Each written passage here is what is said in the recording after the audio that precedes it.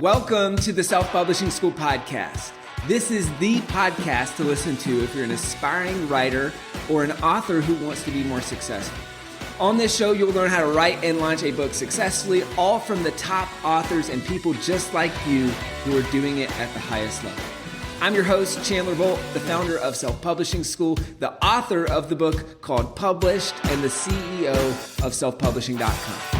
For free training on how to publish a book that sells 10,000 copies, go to selfpublishing.com/free training.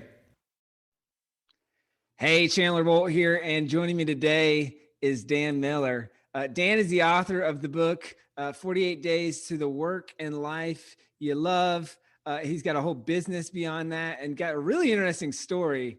He's got multiple books published, including No More Dreaded Mondays and Wisdom Meets Passion, super passionate about helping people find work that they love. And so just an amazing person, an amazing business, and amazing books. And that's what we're going to be talking about today, is kind of go behind the scenes on that. And this is really cool, is that he's got a cool story about buying back the rights, or actually getting back the rights. We'll go into that story in just a little bit. As part of that, I think people will find that interesting. Dan, great to have you here. Thanks. Hey, great to be here. Looking forward to our conversation. So, hey, let's go back to the start. Why write the book originally? I think now it's, we'll get into this later, the 20th anniversary edition of the book. And I think it slightly changed titles, but the 48 Days to the Work You Love, why write that book originally? What sparked that? It was a different story because I never saw myself as a writer. That's not what I was leaning toward. I didn't decide I need to write a book. It came out of leading a Sunday school class. My wife and I agreed to teach a Sunday school class at our church on career life transition. Well, my background academically is in clinical psychology, so it was a comfortable area for me. I was doing other things business-wise. It was just serving my church and community. And I anticipated that Sunday school class, Chandler, having, the 20-year-old who just lost his job at Burger King, show up. And I had a few of those, but what surprised me, I had dentists and attorneys and physicians and pastors and engineers and accountants. I'm like, what are you guys doing here? I'm like, well, we're doing okay. Everybody sees us doing okay, and we are, but I don't think this is it. I think there's something more. And it opened me up to that space where people are doing okay economically, but they think, this is not my heart's passion. This is not my dream. This is just something that's okay.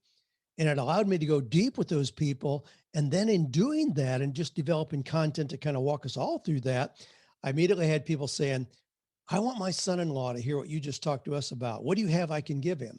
I didn't have anything. And the requests kept coming. And as I know you've heard you talk about it, enough people ask you the right question, you create a product to solve it for them. Yeah, and that's exactly what I did. I put together just a rough compilation of my notes in a 3-ring binder, put 2 cassettes on the inside cover of that baby, and we started making that available, and it just took off. That was the first form of what became then 48 Days to the Work You Love.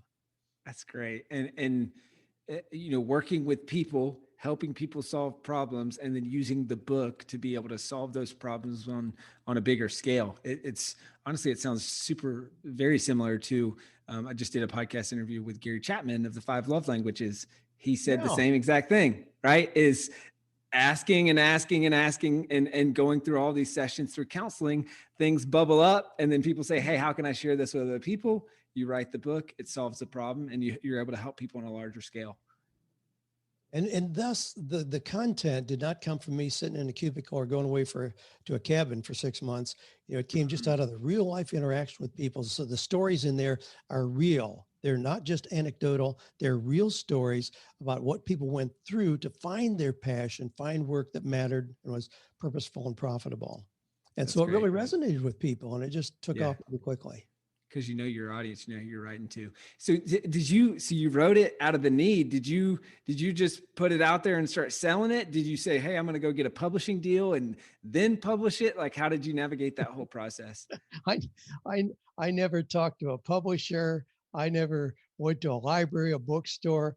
I just put it together in a way that seemed to be expedient, that being a 3-ring binder, and started selling that. Well, there were some things that happened right during that period of time. My buddy Dave Ramsey had just started his radio show. And he had these calls from, somebody who's making $42,000 and wanted a wife to be a stay-at-home mom. How can I get wealth? And he says, you need to figure out how to make more money. You need to get my buddy Dan Miller's material. So we started just an agreement where he would promote it. We would man the phones while he was on the air, and we'd get these calls after calls after calls. Gee, I just heard Dave Ramsey talk about you. And we'd send out that 3-ring binder. And there was a time. Now this is interesting too, how we did that, because I didn't have a budget for advertising. Dave didn't have advertisers standing in line for a show that very few people had heard about. So we just had a handshake agreement. I was selling that 3-ring binder for $39.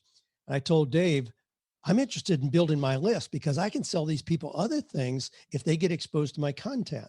So I agreed to give him $25 out of that 39. My cost was $7. So it was essentially a break even, but we were at one point adding about 1,000 people a week to my list just because of Dave Ramsey listeners.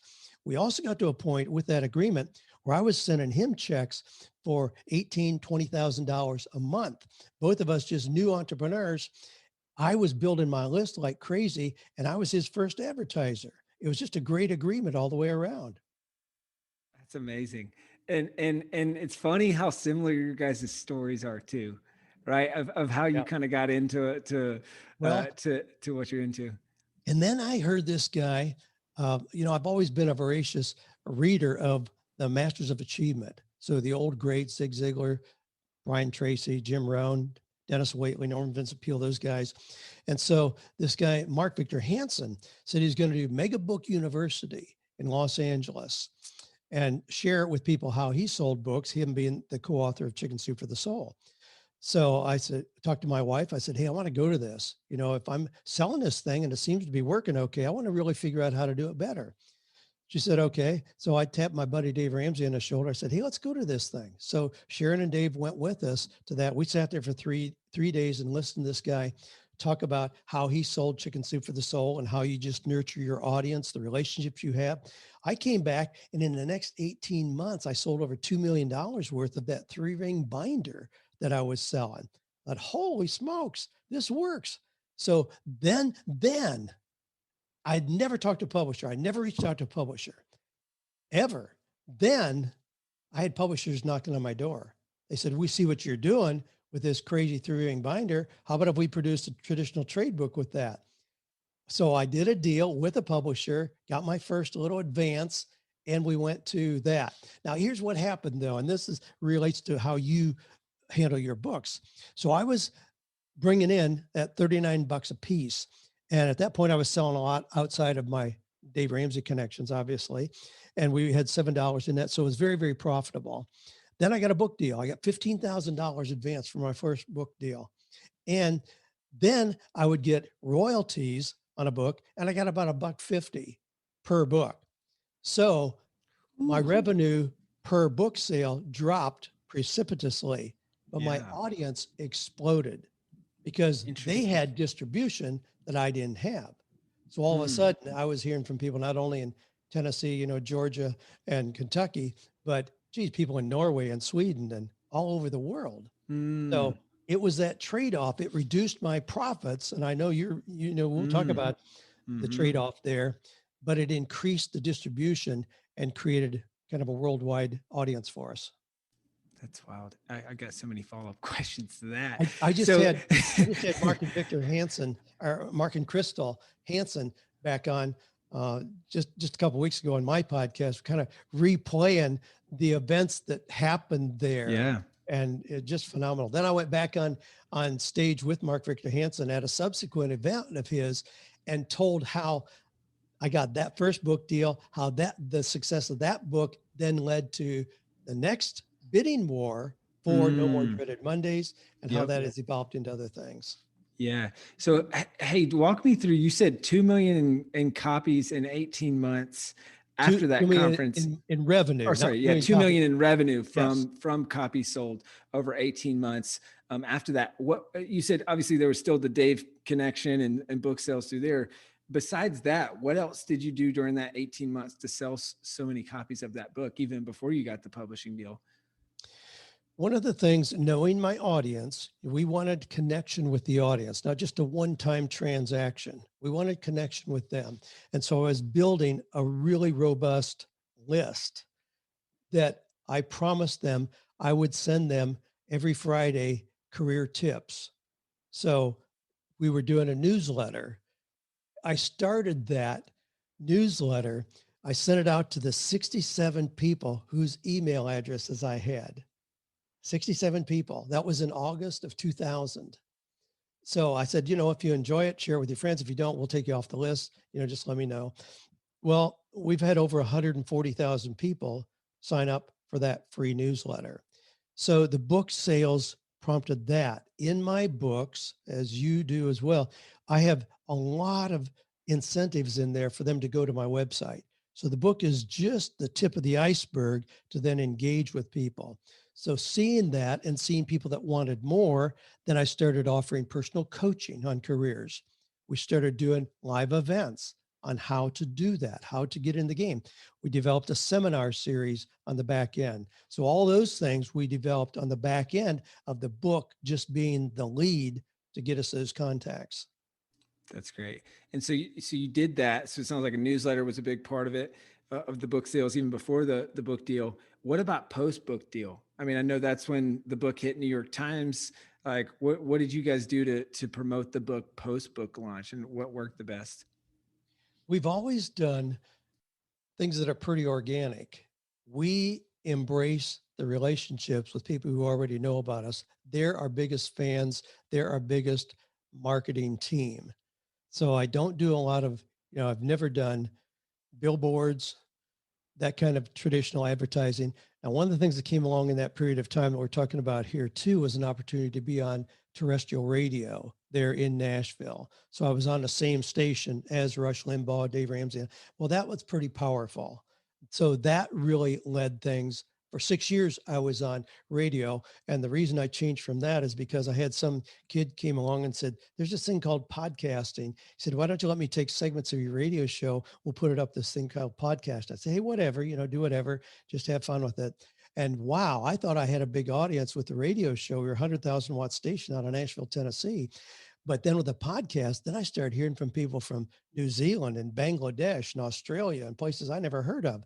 I thought, you got to be kidding me. So I told the radio station, I'm going to finish my contract and then that's it.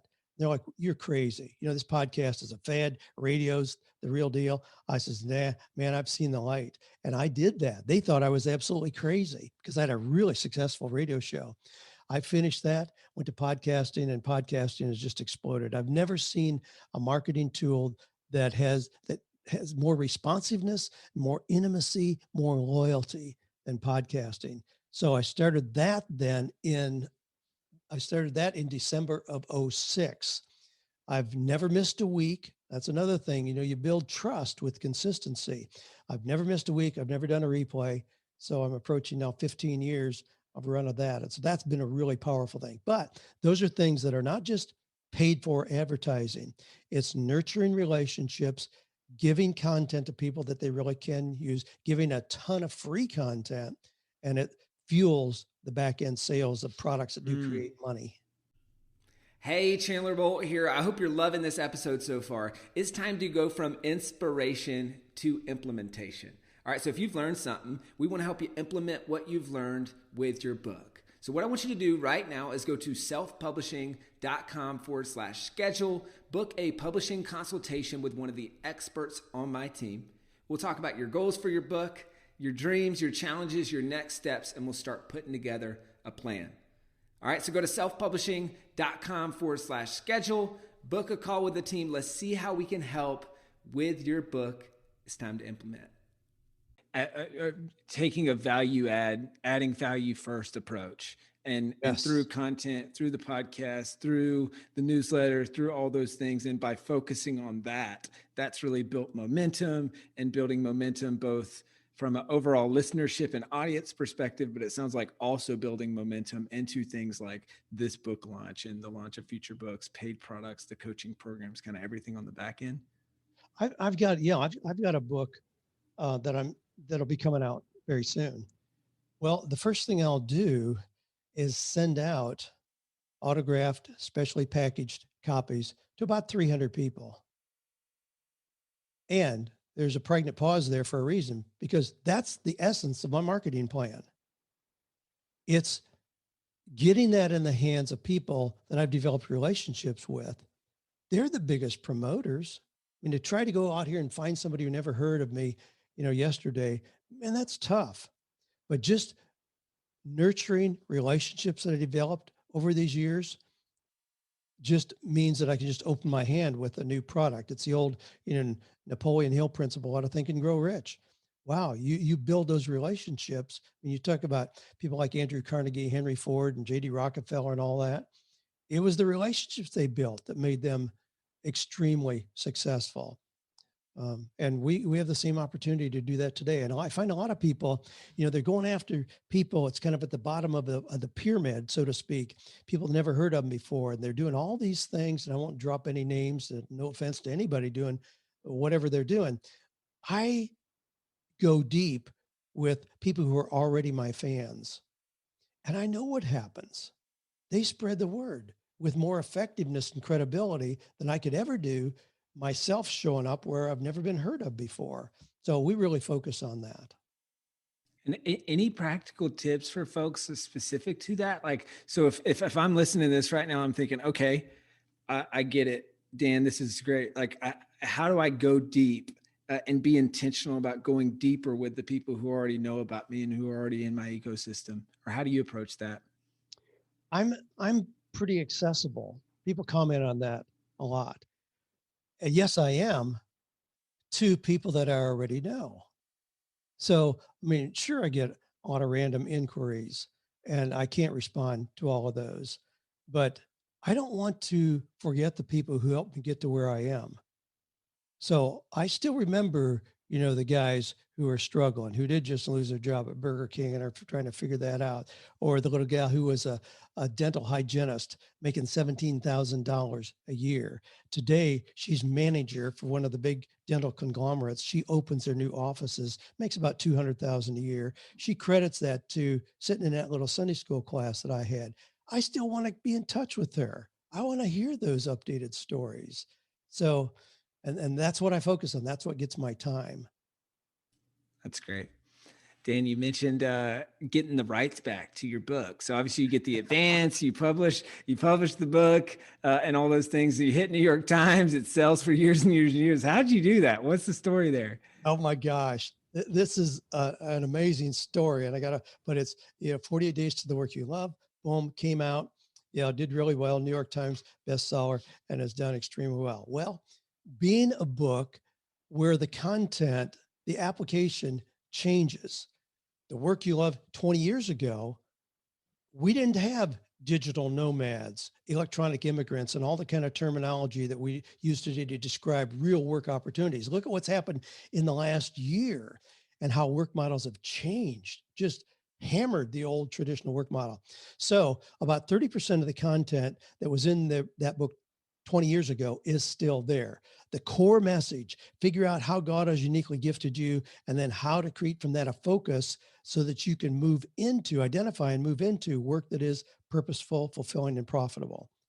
70% has changed because the work models have changed so dramatically. How we do interviews have changed. Gee, what if you want to be involved in a philanthropic kind of organization?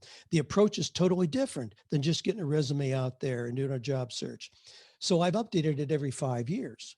So I updated it 05, 10, 15, and then 20. So it came time for the 2020 update. I approached my publisher. I said, you know what's coming. We need to update this.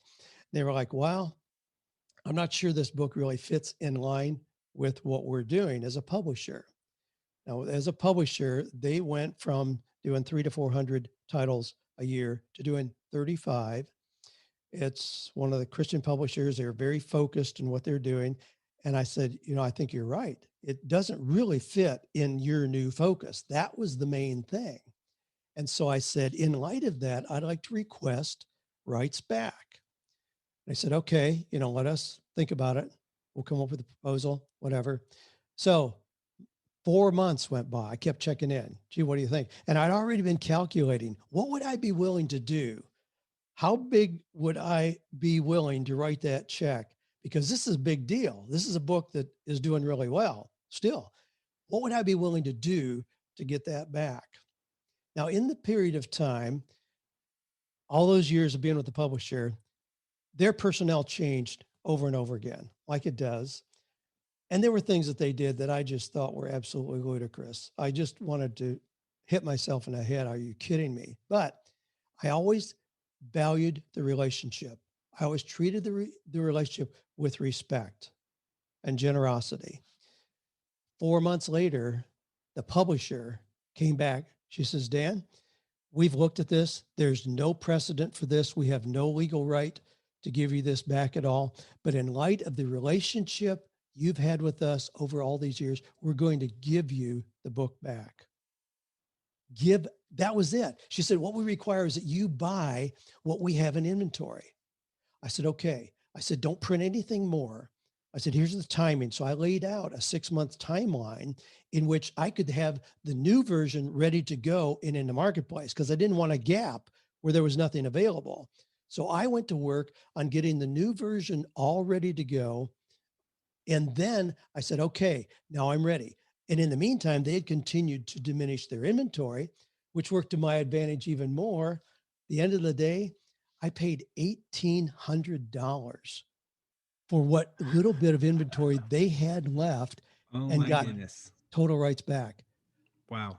I've talked to other friends of mine who, having had a book that was successful, tried to buy back the rights. We're $250,000, $500,000. What would it take? What would it take? Those kind of.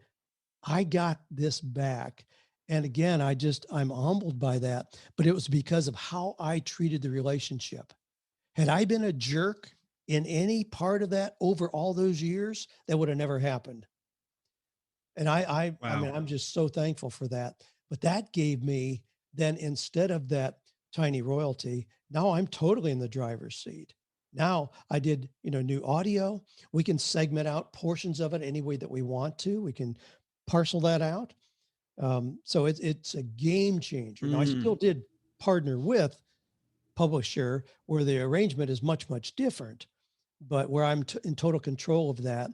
And I still have access to the distribution that the publisher can bring, getting us in bookstores, schools, universities, airports. That would be difficult for me to do. So it's, as you understand all the different models so well, I didn't just pull it all into myself and, going to ship books out of my backyard. No, I still have an agreement, the publisher, but me being in the driver's seat is much, much different at this point. That's great. What if, I'm guessing you're glad that you made that decision and went through that process. What have been the biggest benefits of kind of switching, switching out of being in that publishing deal to now having the reins back to the book? Well, I don't have, wow.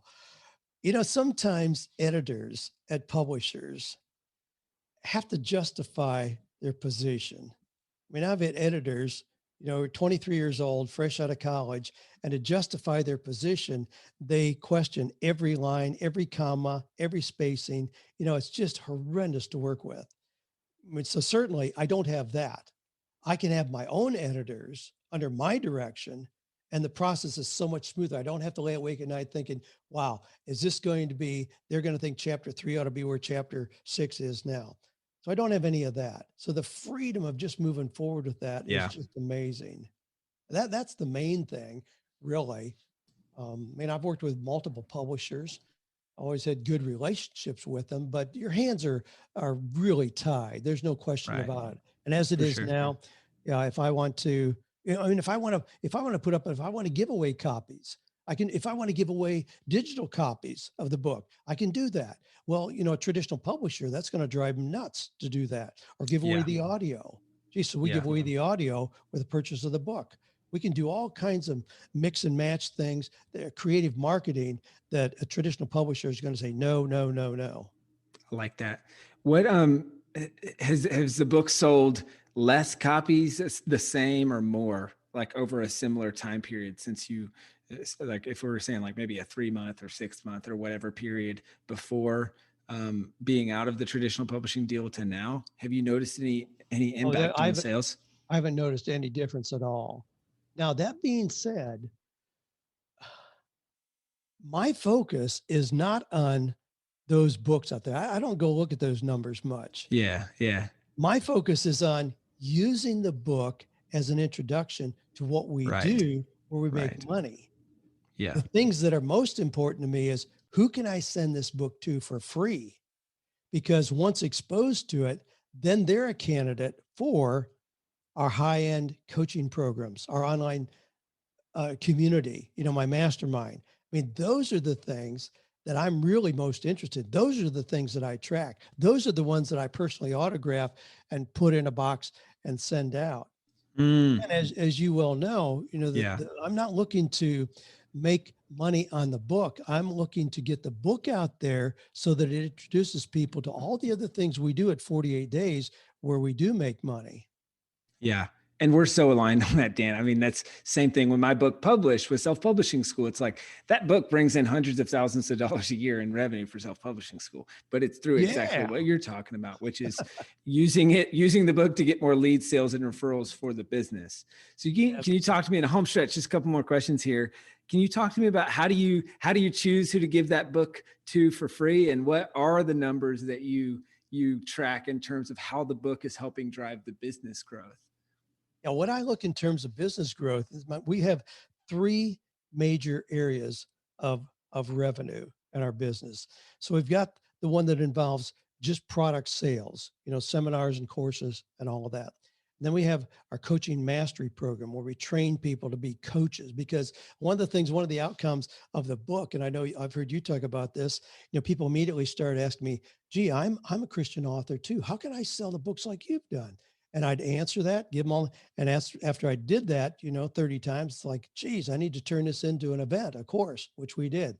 Same thing with coaching. Gee, I see you're pretty successful with coaching. Can you teach me how to do that? Sure. Let me teach you how to do that. So we have that as our second revenue, is our coaching mastery program. And then the third one is our online community. We have online community, 48 Days Eagles. That's really what I'm most excited about. So people in there get everything that I do. So when I come up with a new book, they're the first ones that are going to get that. Now, these are not people who have big audiences, but they're rabid fans. They're sneezers, they're influencers. They talk about it among themselves and among their friends. But then beyond that, I've got a pretty robust list of people who I want to have a copy of whatever it is that I come out with. And they are people who are influencers, people who in their own right have big audiences. And that opens doors. When I came out with this book, right, the new version, the 20th anniversary here, my team was saying, you need to really get out there, do some interviews. And I said, okay, I'll do 48 interviews. I said, I'll do 48 interviews. I don't want to do nothing but interviews, but I said, I'll do 48. So I sent out books with a note to that regard to 50 people. Well, I instantly booked 36 interviews just from doing that. So it's not a matter of going on, knocking on doors. It's a matter of just, again, opening my hand to people that I've had a relationship with over the years. Those people, boom, instantly book. So those are the kind of things that I do. The new book that I'm going to come out with is going to be done. It's going to violate everything we know about books. And again, violate everything that a publisher would want to do with a book. What do publishers want? They want a book that can be done digitally, where we can get the cost down more and more and more, instant delivery and all that. I'm doing a book that's going to be done like this. Now, this is Ryan Holiday's The Daily Stoic, but it's going to be done. It's a compilation of writings that I've been doing every Sunday morning. I get up and write what I call Sabbath musings. So it's a 700 word, around that area, 700 word, just kind of something to challenge our thinking philosophically and spiritually, just to get us thinking in new ways. I send that out only to my mastermind members. That's it. It was never intended to be a book, but the one that I wrote this last Sunday was number 198. So you do the math times 700, that's a lot of content. And my mastermind members are saying, you have got to get this out to a broader audience. This is too good to be kept just within our own little circle. So it's with their encouragement, their push, that I'm agreeing to doing that. So I'm now putting 90 of those in the first version of this.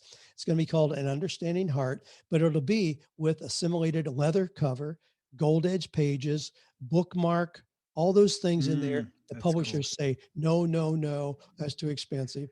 So Yeah, now to yeah. do that, I mean, yes, I have connections. So it'll be done in China to get the print, but the printing cost is still going to be really reasonable. So I'm going to have a book that's going to cost me about $5 a piece. And instead of trying to sell it for $12 and I'm going to sell for 48. 48 is my brand. I'm going That's to your put number. it together and sell for 48. And who charges $48 for a book? Yeah. But I don't care. See, I'm not trying to beat the list and somehow, have Yeah. numbers that I can brag about. It's more of a legacy piece. I'm excited Yeah. about it. I feel good about it. I want it to be something that's seen as, valuable. And again, I'm not, trying to just gouge people, and no, but people who really know and love me will want to have a copy of that. And that's really all I care about. And in a way, it's going back to your roots of $39 3-ring binder book. There you go. So, hey, Dan, this has been awesome. 2 final questions. First one being, knowing what you know now, what would your advice be to the Dan of 20-something years ago, pre-book number 1, and all the other Dans out there that are on their way to writing and publishing their first book? Kind of with the wisdom that you have now, what would be your advice to those folks? Create what I call your 3 a.m. list. Who could you call at 3 a.m. if you really needed help? Now, my 3 a.m. list, I actually had a caveat on that. If I really was in a jam and I needed $10,000, now it's not just to, have rich friends, but I just put something in there. You could make it whatever you want. But who could you call who would not just say, hey, I really care about you. Yeah, I'll pray about you. But somebody who would get in their car and come see you or somehow really tangibly help you. Who's on that list? So I've got a significant number on that list. Who's on your list? If you have a list that is extensive, you're going to be successful if you decide to write a book. If you don't have anybody on that list, start working on building significant, nurtured, important relationships. That you've got to have that. You can't get into this just as some outside feeder for content. Content's easy to get.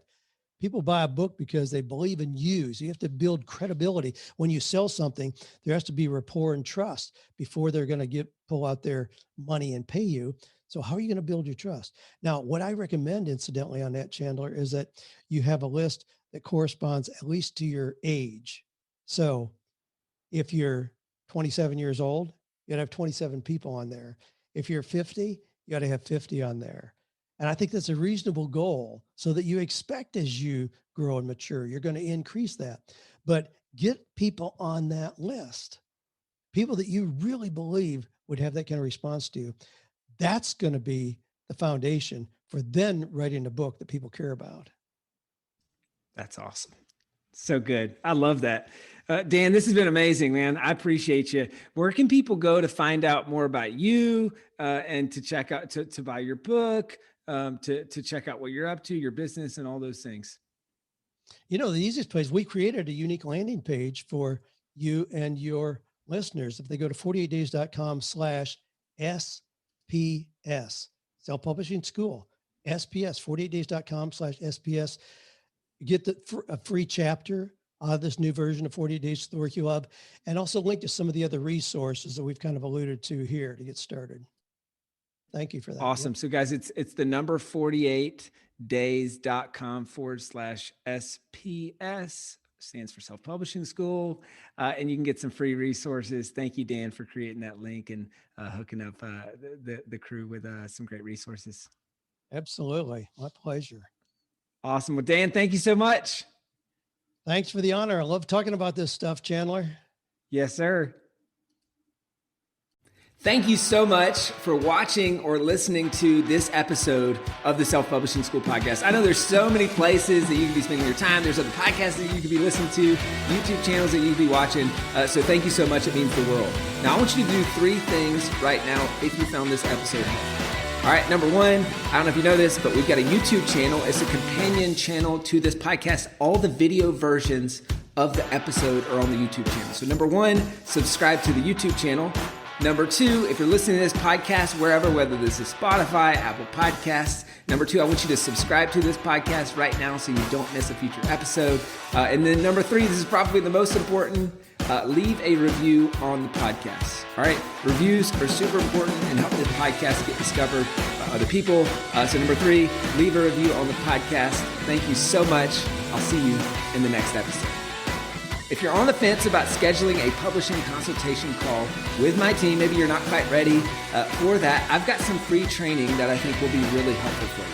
All right, all you have to do is go to register to sign up. Go to selfpublishing.com/free training. When you do, you're also going to get a free digital copy of my new book published. And on that training, you're going to learn the next steps of how to implement with your book. So how to write, how to publish, how to launch successfully. So go to register right now at selfpublishing.com/free training. I'll see you there.